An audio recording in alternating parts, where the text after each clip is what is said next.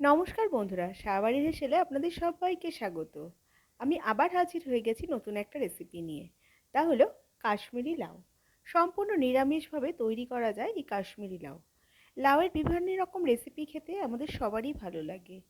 এটি একটি নতুনত্ব রেসিপি, যা গরম ভাতের সাথে খেতে অসাধারণ লাগে। তাহলে চলুন রেসিপিটা দেখে নেওয়া যাক। কাশ্মীরি লাউ বানানোর জন্য আমি একটা গোটা লাউ নিয়েছি। লাউয়ের খোসাটা ছাড়িয়ে লাউগুলোকে আমি এরকম লম্বা লম্বা করে কেটে নিয়েছি। লাউয়ের সামনের দিকে যে দানার অংশটা থাকে সেটাকে আমি বাদ দিয়ে দিয়েছি। কড়াইতে সর্ষের তেল দিয়ে দিয়েছি। আমি রান্নাটা সম্পূর্ণ সর্ষের তেলেই করব। এবার লাউগুলোকে গ্যাসের ফ্লেমটা হাইতে করে দিয়ে 5 থেকে 6 মিনিট সময় ধরে লাউগুলোকে ভেজে নেব। লাউয়ে কিন্তু কোনো রকমভাবে নুন দেবো না, তাহলে লাউ থেকে জল বেরিয়ে যাবে। নুন ছাড়া আমি লাউগুলোকে ভেজে নিচ্ছি। লাউটা ভাজা হতে হতে একটা মশলা করে নিচ্ছি।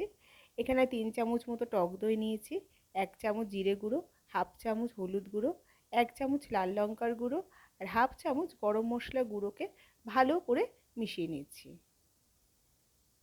মশলাটা তৈরি করে আমি সাইডে রেখে দেব। লাউটা ভাজা হয়ে গেছে। এবার লাউগুলোকে আমি অন্য পাত্রে তুলে নেব। ওই তেলের মধ্যে দুটো শুকনো লঙ্কা ফাটিয়ে নিয়েছি, একটা তেজপাতা, হাফ চামচ গোটা জিরে ফোড়নে দিয়ে দিলাম। ফোড়ন থেকে একটা সুন্দর গন্ধ বেরোনো অবধি ফোড়নটাকে ভালো করে ভেজে নেব। হাফ চামচ হিংও দিয়ে দিলাম ফোড়নের মধ্যে। ফোড়ন থেকে একটা সুন্দর গন্ধ বেরোতে শুরু করেছে।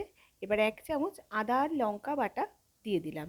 এখানে আমি একটা লঙ্কা আর হাফ ইঞ্চি মতো আদা বেটে রেখেছিলাম, সেটাও দিয়ে দিলাম। কাশ্মীরি লাউতে বেশি ঝাল হয় না, তাই আমি এখানে একটা লঙ্কা দিয়েছি। এবার যে দই মশলা দিয়ে পেস্টটা তৈরি করেছিলাম সেই পেস্টটা এর মধ্যে দিয়ে দিলাম।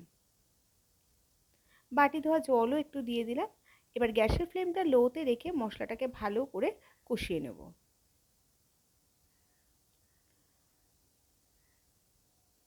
মশলা থেকে তেল সেপারেট হতে শুরু করেছে, মশলাটা কষানো হয়ে গেছে।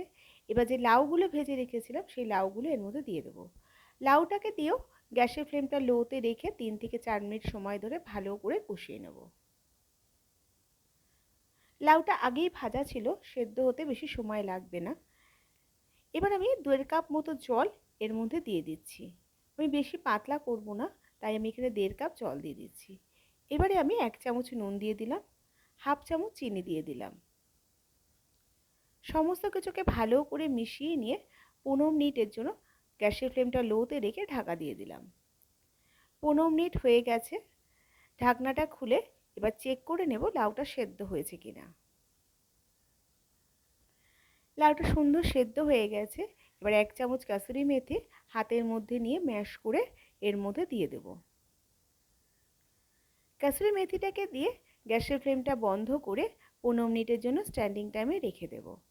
আমার এই রেসিপিটা কেমন লাগলো অবশ্যই কমেন্ট করে জানাবেন। ভালো লাগলে লাইক ও শেয়ার করবেন। আর চ্যানেলে নতুন বন্ধু হলে চ্যানেলটা সাবস্ক্রাইব করার অনুরোধ রইল। পাশে থাকা বেল আইকনটা প্রেস করে দেবেন। আমি চ্যানেলে নতুন ভিডিও আপলোড করলে সবার আগে নোটিফিকেশান আপনাদের কাছে পৌঁছে যাবে। আজকে এই পর্যন্ত, আবার হাজির হয়ে যাব নতুন কোনো রেসিপি নিয়ে। ভালো থাকবেন, সুস্থ থাকবেন। ধন্যবাদ।